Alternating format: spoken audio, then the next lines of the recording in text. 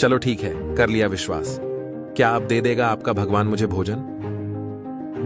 जरूर देगा, लेकिन विश्वास पूरा रखना चौधरी जी। मैं भी भक्त आदमी हूं और अब तो भगवान पर विश्वास रखकर ही परीक्षा लूंगा। लेकिन अगर आपके भगवान ने मुझे भोजन नहीं दिया तो आपको मेरा सेवक बनना पड़ेगा। ठीक है, मुझे मंजूर है।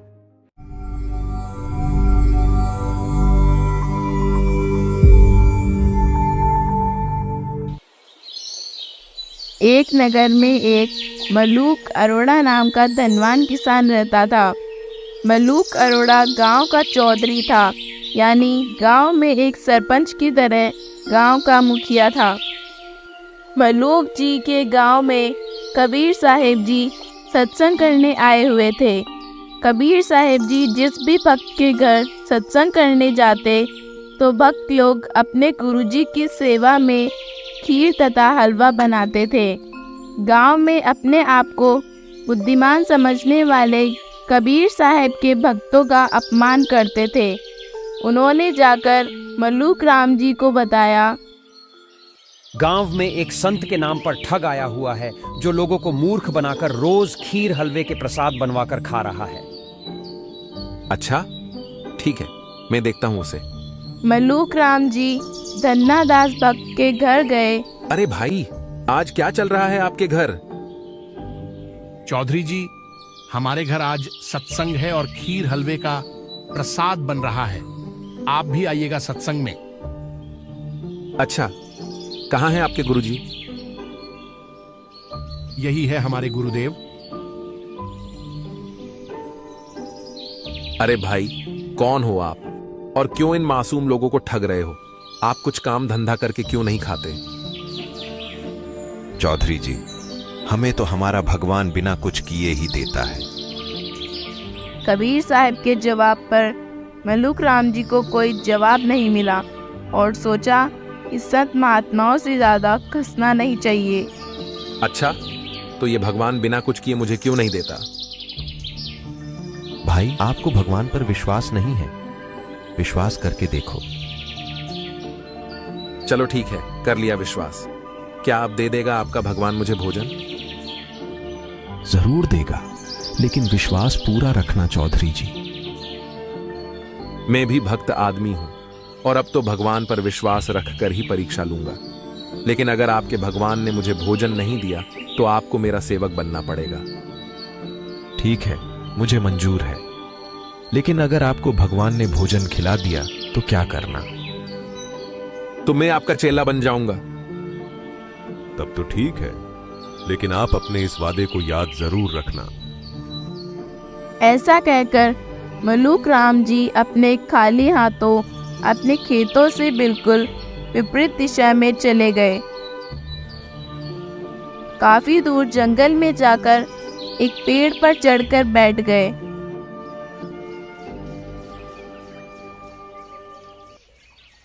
अब देखता हूं कि कहां से मुझे भगवान भोजन कराता है। कुछ ही देर बाद उसी जंगल में बकरियां चराने वाले कुछ गडरिये आए। भाई, तुम लोग यही अपने लिए खीर बना लो, तब तक मैं बकरियां फेर लाता हूं और उन सबको भी बुला लाता हूं। ऐसा विचार कर उनमें से 2 जने उसी पेड़ के नीचे खीर बनाने लगे और बाकी के बकरियां लेकर कुछ दूर चले गए। खीर बनकर तैयार हो गई थी। उतने में कुछ डाकू उसी तरफ आ रहे थे। हे भगवान, ये तो डाकुओं जैसी आवाज है। गडरिये डर के मारे खीर को छोड़कर भाग गए। डाकुओं ने आकर देखा कि अच्छी खीर की खुशबू आ रही है। एक डाकू ने नजदीक आकर देखा, भाईजान, यहाँ तो खीर बन रही है। आ जाओ, लगा लेते हैं 2-2 हाथ। भूख भी लग रही है। भाई, भूख तो लग रही है, लेकिन कहीं ऐसा ना हो कि किसी ने चाल चल रखी हो और इसमें कुछ मिला दिया हो। पहले किसी पशु पक्षी को खिलाकर जांच कर लो। उन्होंने इधर उधर देखा। अरे वो बैठा ऊपर पेड़ पर, उतारो उसे। मलूक राम जी को पता नहीं था कि ये डाकू लोग हैं। उसे खिलाकर ही जांच लेते हैं, ऐसे तो ये बोलेगा क्यों? ओ भाई नीचे आ जा। नहीं भाई, मैं नीचे नहीं आऊंगा। नीचे आता है या गोली मारूं? मलूक राम जी एक झटके में नीचे आ गए। उन्होंने ढक्कन पर खीर डालकर कहा, चुपचाप इस खीर को खा ले। नहीं भाई, आज मैं इस खीर को नहीं खाऊंगा। डाकुओं को पक्का विश्वास हो गया कि इसने इस खीर में कुछ तो जरूर मिला रखा है। अच्छा, तो तू सरदार डाकू को मारना चाहता था। बेटे, तुझे अब मरना तो है, या तो इस खीर को खाकर मर ले या मेरी गोली से मरेगा। भाई, इसमें कुछ नहीं मिला रखा। तो तू खा क्यों नहीं रहा? इसे खा ले वरना गोली मार दूंगा।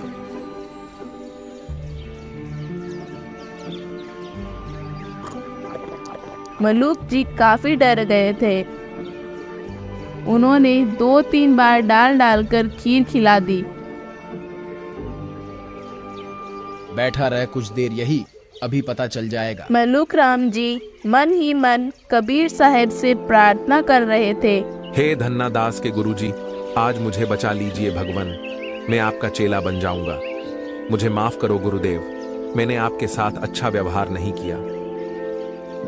काफी देर बाद जब डाकुओं ने देखा कि इसे तो कुछ नहीं हुआ। भाई, मेरी तो एक संत जी से शर्त लगी थी, इसलिए नहीं खा रहा था। ये खीर बिल्कुल शुद्ध है। तू एक ऐसा आदमी है जिसे मैं जिंदा छोड़ रहा हूँ। भाग जा यहाँ से। मलूक राम जी ने पीछे मुड़कर भी नहीं देखा और अपनी पूरी गति से सीधा आकर कबीर साहब के पास पहुँचे।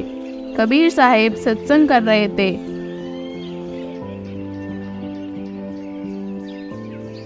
क्यों चौधरी साहब, भगवान ने आपकी सेवा की कि नहीं? क्षमा कीजिए गुरुदेव, आपकी लीला आप ही जाने। आपका भगवान तो मार मार खीर खिलाता है और आप ही की रजा से आज मैं बच पाया हूं। ये सब खेल हमारे किए, हमसे मिले सो निश्चय जिए। मैं तुम्हारे लिए ही आया हूं बेटा।